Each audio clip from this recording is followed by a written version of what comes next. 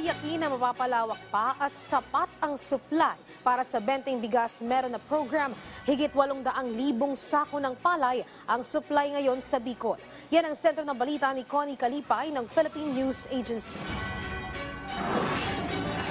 Ang palay o unhusked rice ay sapat para sa programa ng gobyerno na P20 kada kilo sa ilalim ng Benteng Bigas Meron na program at para sa mga panahon ng kalamidad. Sa isang press conference sa Philippine Statistics Authority Regional Office, sinabi ni Mena Indaya, NFA 5 Operations Officer, na mayroong 823,820 sako ng palay, bawat isa ay tumitimbang ng 50 kilo kasama ang inventaryo ng 81,247 na sako ng lokal na bigas. We have 800,000 bags na palay and almost 81,000 bags local rice. And we are, for now, meron pong program ang DOLE, yung P20 program of the President, yung FTI, DA, DOLE, and ongoing po yung mga dumarating sa amin na mga authorization to issue rice to the different private companies na nag-enter po sila ng MOA with the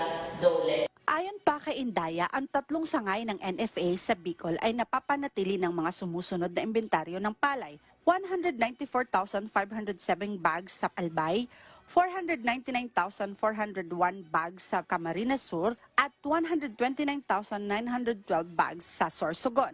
We are mandated to source our rice from the local farmers. Dagdag pa ni Indaya, ang stocks ng palay at bigas ng NFA ay ginagamit sa iba't ibang programa at iba't ibang local government units sa oras ng pangangailangan. Ang NFA Bicol ay higit na nalampasan ang target nitong pagbili ng palay para sa Hulyo. Nalampasan ng NFA ang mga inaasahan ng higit sa 139%. Ang target ay 10,600 bags ng palay pero nahigitan pa nila ito sa 14,749 bags. Mula sa Philippine News Agency Bicol, Connie Kalipay para sa Pambansang TV sa Bagong Pilipinas.